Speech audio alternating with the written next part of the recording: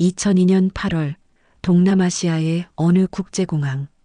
한 남자가 탑승 게이트 앞에 서 있습니다. 그의 손에는 4장의 탑승권. 하지만 그가 탈 비행기는 단 한 대도 없었습니다. 10분 후 그의 아내와 2 아이는 하늘로 올라갔습니다. 그리고 그 남자는 영원히 그들 곁으로 돌아가지 못했습니다. 이것은 실화를 바탕으로 한 이야기입니다. 한 외교관이 자신의 모든 것을 걸고 가족을 구하기 위해 선택한 마지막 방법에 관한 이야기. 오늘 여러분께 그 이야기를 들려드립니다. 본격적인 이야기를 시작하기 전에 잠깐만요.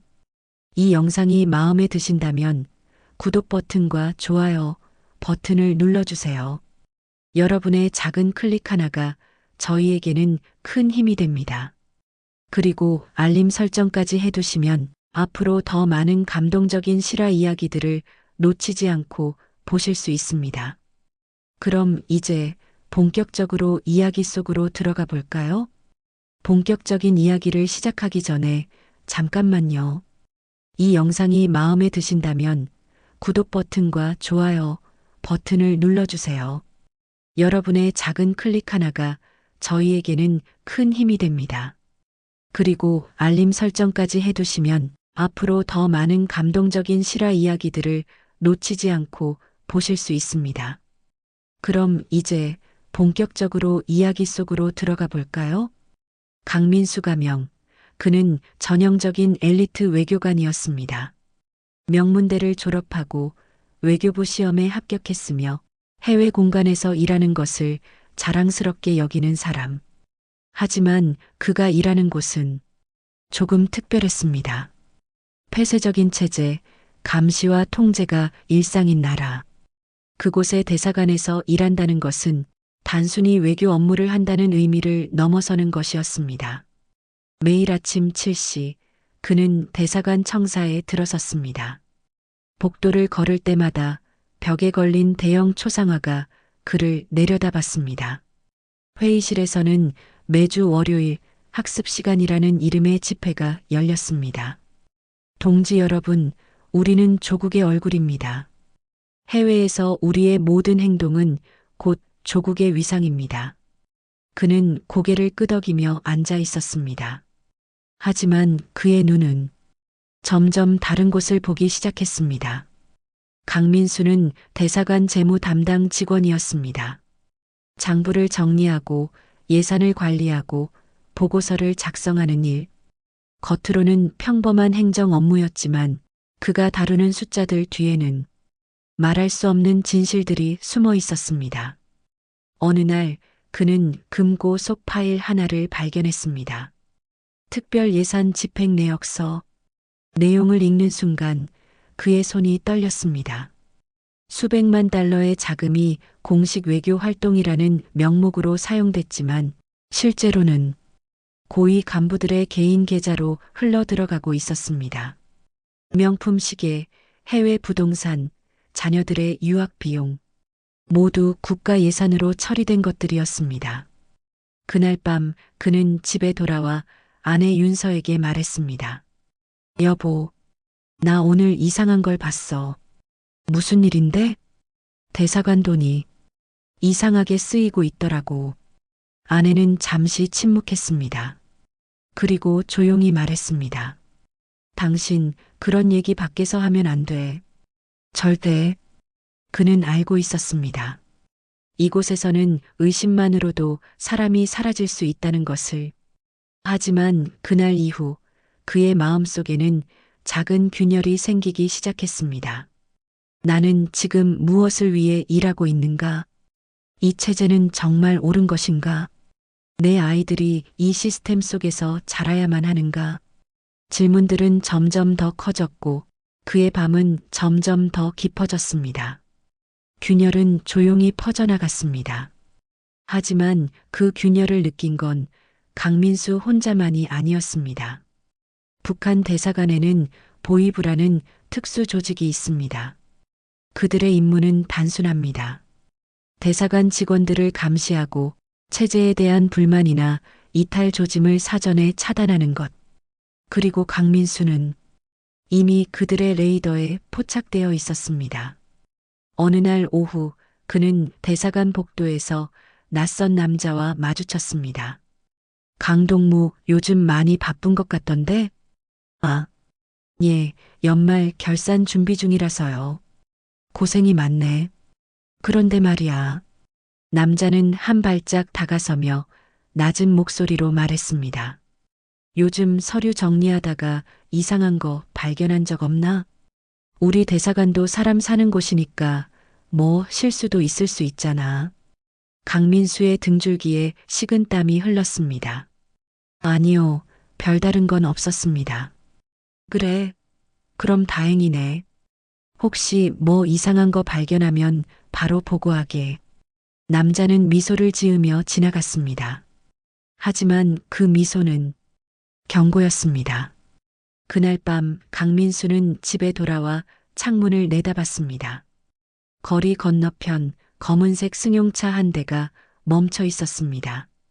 그 차는 일주일째 같은 자리에 있었습니다. 아내 윤서가 물었습니다. 당신 무슨 일 있어? 요즘 얼굴이 안 좋아. 아니야. 그냥 일이 좀 많아서. 하지만 그는 알고 있었습니다. 자신이 무언가 결정해야 할 시점이 다가오고 있다는 것을. 그리고 그 결정은 가족의 운명을 완전히 바꿀 것이라는 것을. 며칠 뒤 대사관 내부 회의가 열렸습니다.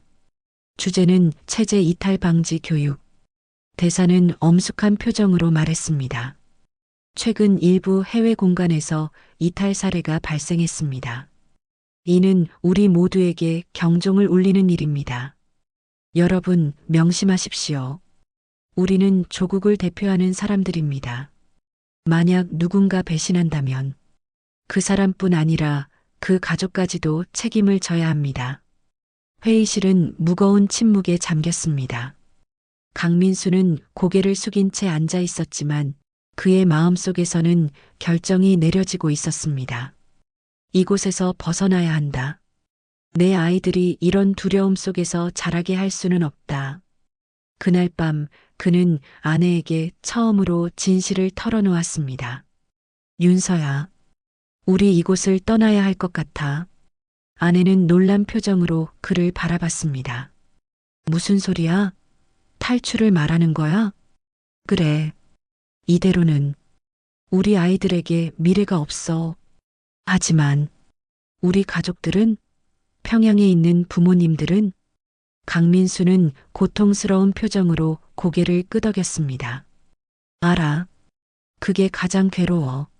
하지만 우리가 여기 남으면 아이들도 우리도 결국 다 희생될 거야. 그날 밤 두 사람은 새벽까지 이야기를 나눴습니다. 눈물도 흘렸고 분노도 있었고 두려움도 있었습니다. 하지만 결국 그들은 하나의 결론에 도달했습니다. 탈출한다. 아이들을 위해서라도. 탈출을 결심하는 것과 실제로 탈출하는 것은 완전히 다른 문제였습니다. 북한 외교관의 탈출은 세상에서 가장 어려운 일 중 하나입니다. 왜일까요? 첫째, 24시간 감시 체제. 모든 외교관은 상호 감시 시스템 안에 있습니다. 누가 어디 가는지, 누구를 만나는지, 무엇을 하는지 모든 것이 기록되고 보고됩니다. 둘째, 가족 인질 시스템. 만약 한 사람이 탈출하면 본국에 남아있는 가족들이 대신 처벌을 받습니다. 강민수도 알고 있었습니다. 자신이 탈출하면 평양에 있는 그의 부모님과 형제들이 고통받을 것이라는 것을. 하지만 그는 선택해야 했습니다. 현재의 가족을 구할 것인가 아니면 과거의 가족을 지킬 것인가. 그 선택은 너무나도 잔인했습니다. 강민수는 조심스럽게 계획을 세우기 시작했습니다. 첫 번째 단계는 정보 수집이었습니다. 그는 대사관 서류를 통해 다른 탈출 사례들을 연구했습니다. 성공한 경우, 실패한 경우, 그리고 그 이유들. 그가 발견한 공통점은 명확했습니다. 출국 명분이 있어야 한다. 대사관 직원들은 함부로 나라를 떠날 수 없습니다. 모든 출국에는 공식 명령서가 필요하고 그 명령서는 대사의 승인을 받아야 합니다. 그렇다면 어떻게 해야 할까? 강민수는 자신의 직책을 활용하기로 했습니다. 재무 담당 직원으로서 그는 공식 문서를 작성할 권한이 있었습니다. 만약 회계 감사를 위한 본국 출장이라는 명목으로 출국 명령서를 위조한다면, 그리고 그 목적지를 평양이 아닌 다른 나라로 바꾼다면 위험한 계획이었습니다.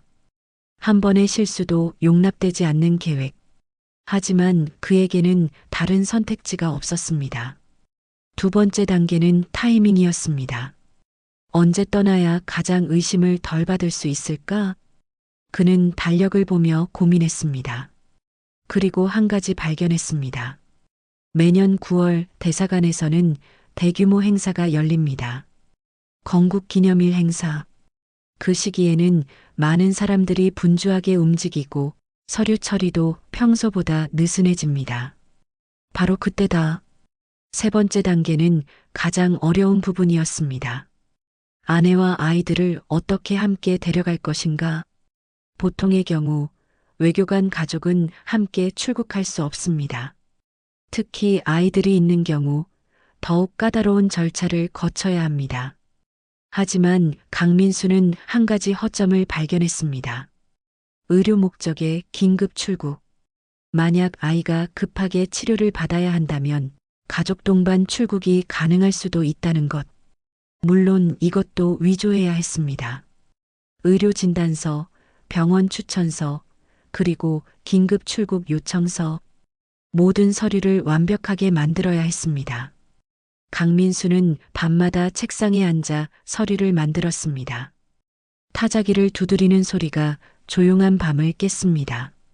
타닥, 타닥, 타닥. 그의 손은 떨렸지만 멈출 수 없었습니다. 이것은 그의 가족이 살 수 있는 유일한 방법이었으니까.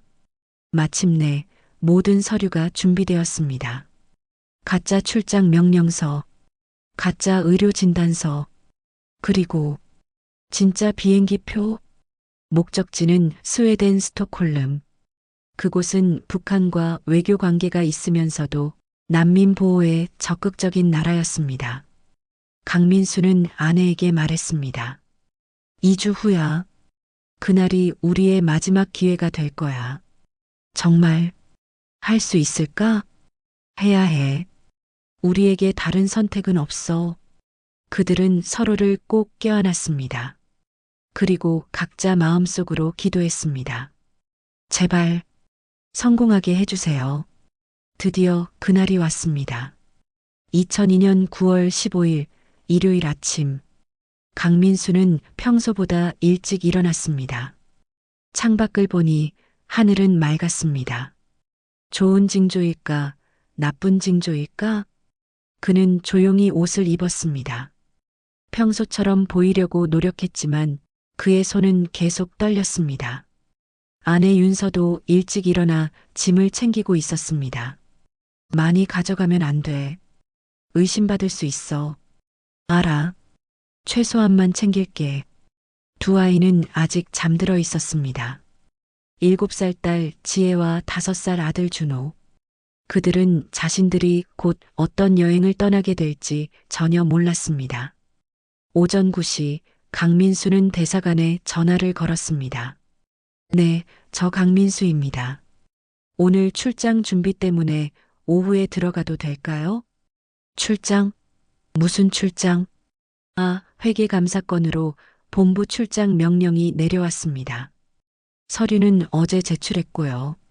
아, 그래, 알겠네. 그럼 오후에 보지. 전화를 끊는 순간 강민수는 깊은 한숨을 내쉬었습니다.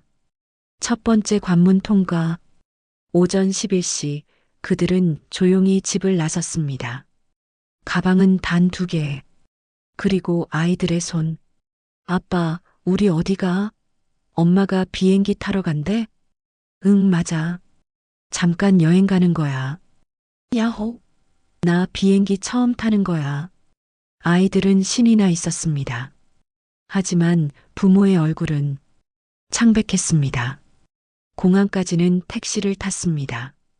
대사관 차량을 이용하면 기록이 남기 때문입니다. 택시 안에서 강민수는 계속 뒤를 돌아봤습니다. 누가 따라오고 있는 건 아닐까? 감시 차량이 있는 건 아닐까? 하지만 뒤에는 평범한 차들만 지나가고 있었습니다. 오후 1시 30분 그들은 공항에 도착했습니다. 국제선 청사 입구. 그곳을 지나면 이제 돌이킬 수 없습니다. 강민수는 잠시 멈춰 섰습니다. 아내가 그의 손을 잡았습니다. 할 수 있어. 우리 함께니까. 그들은 함께 청사 안으로 들어갔습니다. 체크인 카운터 앞. 직원이 물었습니다. 목적지가 스톡홀름이시군요. 여행 목적이 어떻게 되시나요? 의료 목적입니다. 아이 치료 때문에요. 아, 그러시군요. 진단서 있으신가요? 강민수는 준비한 서류를 건넸습니다. 직원은 서류를 꼼꼼히 확인했습니다. 1분, 2분, 3분. 시간이 너무 천천히 흘렀습니다. 네, 확인됐습니다. 탑승권 여기 있습니다. 그 순간 강민수의 어깨에서 힘이 빠졌습니다. 두 번째 관문 통과. 하지만 진짜 어려운 부분은 지금부터였습니다. 출국 심사대.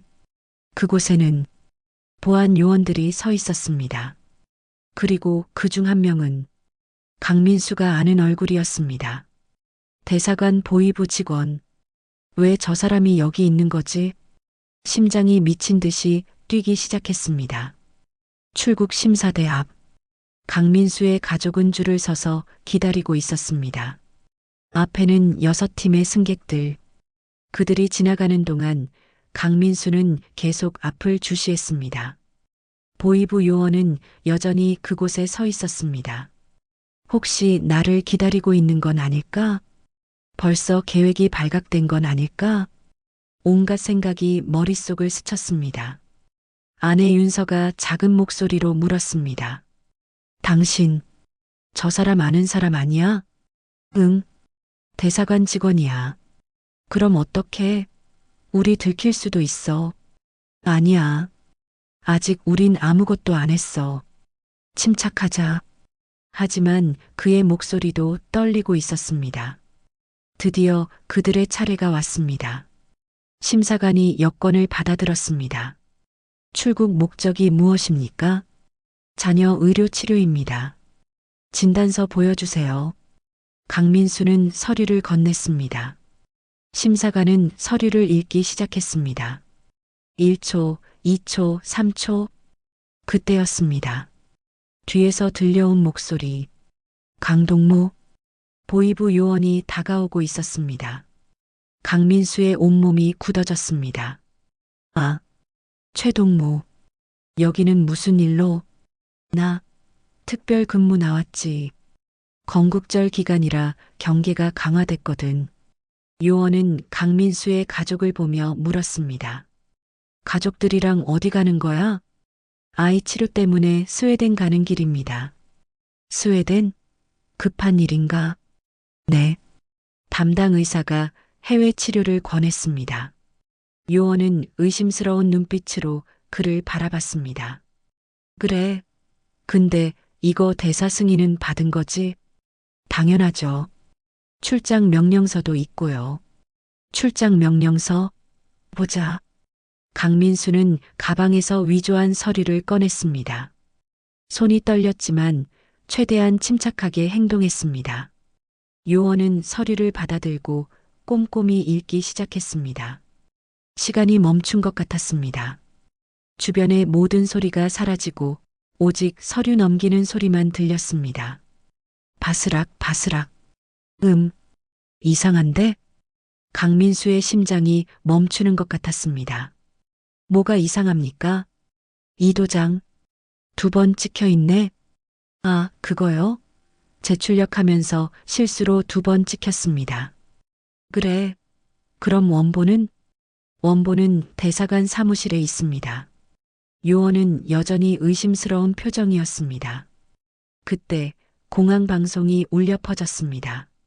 스톡홀름행 SK-301편 승객 여러분께 안내 말씀드립니다. 잠시 후 탑승이 시작됩니다. 아내 윤서가 재빨리 말했습니다. 비행기 시간이 얼마 안 남았는데요. 요원은 잠시 고민하다가 서류를 돌려줬습니다. 좋아, 가봐. 대신 돌아오면 보고서 제출해. 네, 알겠습니다.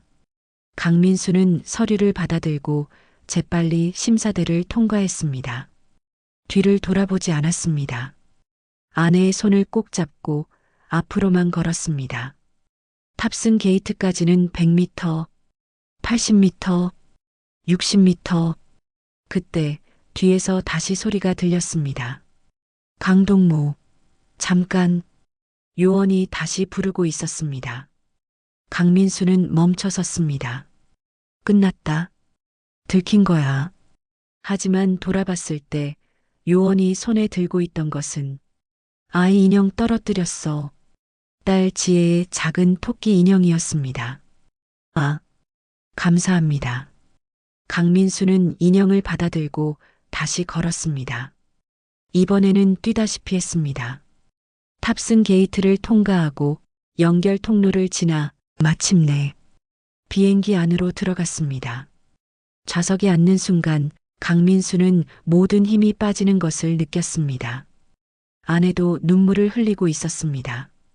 우리 해낸 거야? 아직 몰라. 비행기가 이륙해야 끝나는 거야. SK-301편 기내. 강민수의 가족은 창가 쪽 좌석에 앉아 있었습니다. 아이들은 신기한 듯 창밖을 내다보고 있었고 부모는 시계만 바라보고 있었습니다. 출발 예정 시각 오후 3시 20분. 현재 시각 오후 3시 15분. 5분. 단 5분만 더 버티면 됩니다.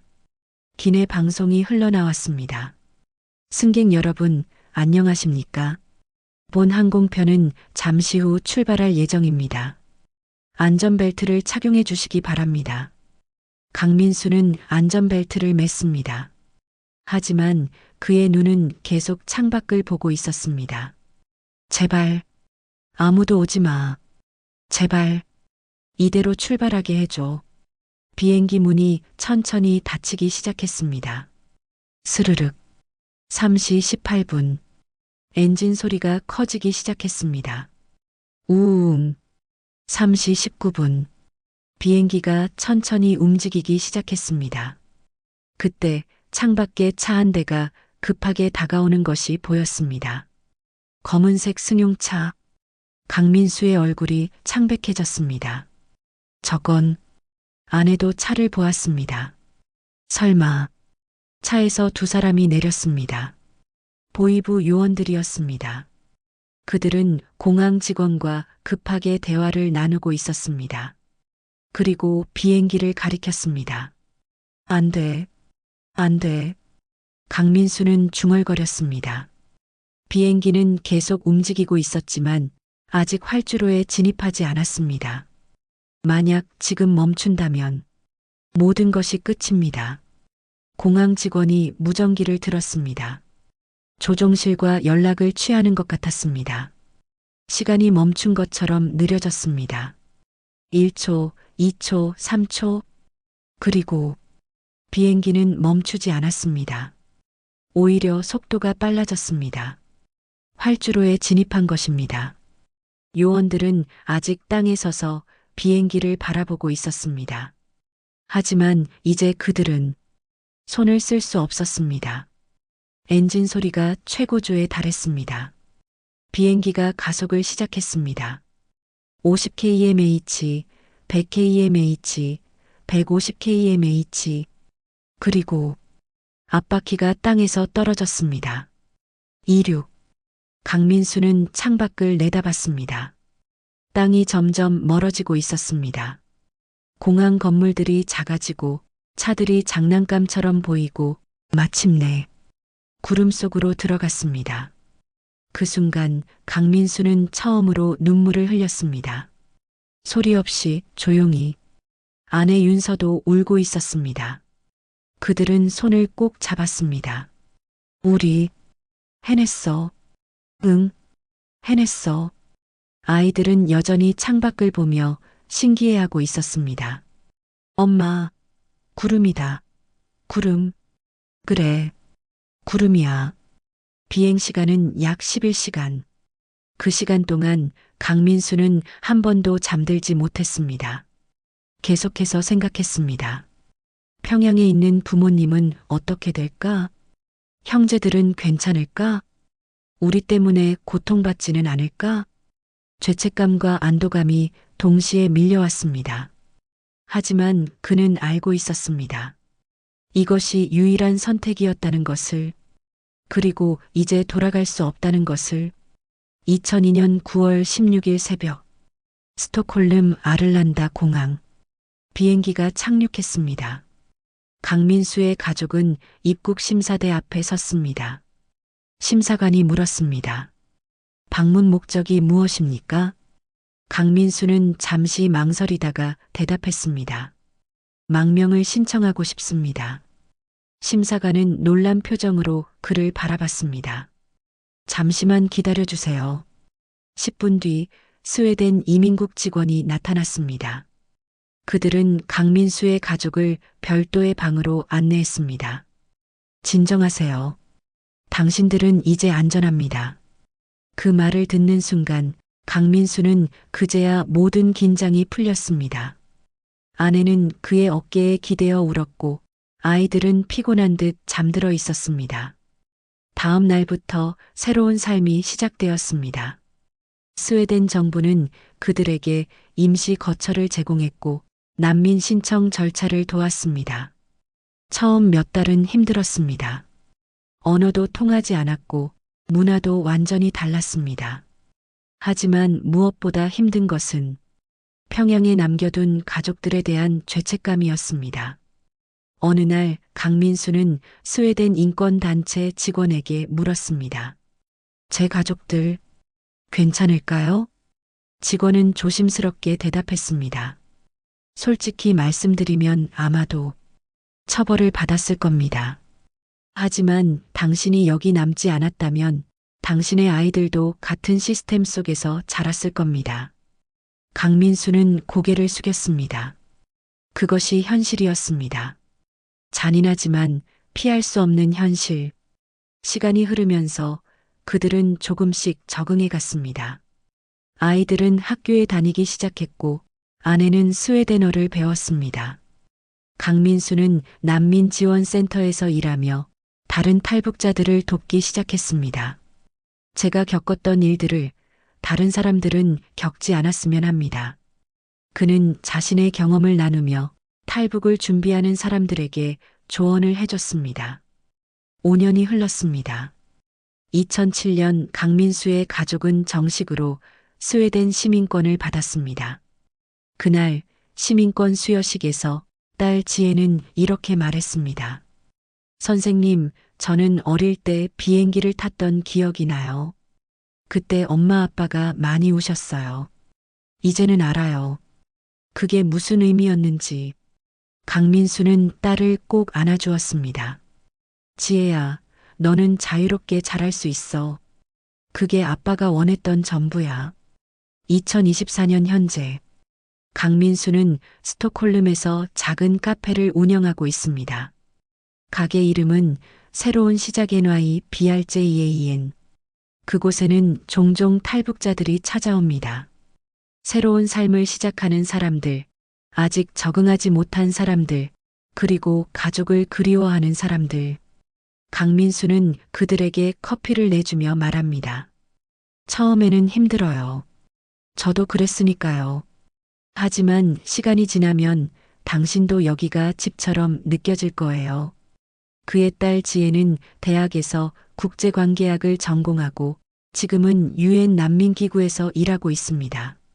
아들 준호는 의사가 되어 난민 아이들을 무료로 치료하고 있습니다. 아내 윤서는 탈북 여성들을 위한 지원센터를 운영합니다. 그들은 각자의 방식으로 자유를 향한 여정을 이어가고 있습니다.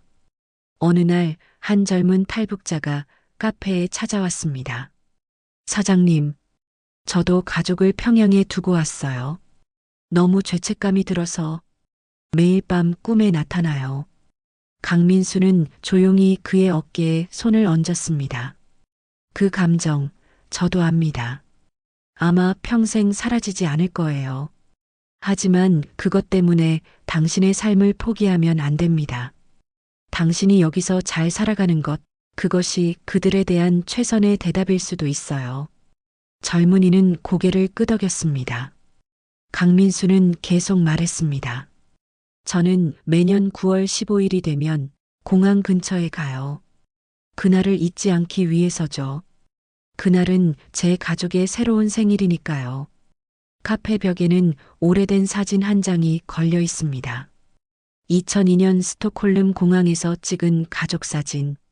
창백한 얼굴, 지친 표정. 하지만 그 눈빛에는 희망이 있었습니다. 강민수는 가끔 그 사진을 보며 생각합니다. 그때의 나에게 말해주고 싶어. 당신이 한 선택은 옳았다고. 힘들었지만 결국 모두 잘 될 거라고. 오늘도 카페 문이 열립니다. 새로운 손님들이 들어옵니다. 각자의 이야기를 가진 사람들. 그리고 강민수는 그들을 따뜻하게 맞이합니다. 어서 오세요. 여기는 안전한 곳입니다. 2002년 9월 15일 한 외교관은 마지막 비행기를 탔습니다. 그 비행기는 평양으로 가는 것이 아니었습니다. 그것은 자유를 향한 비행이었습니다. 그는 많은 것을 잃었습니다. 조국, 가족, 그리고 정체성.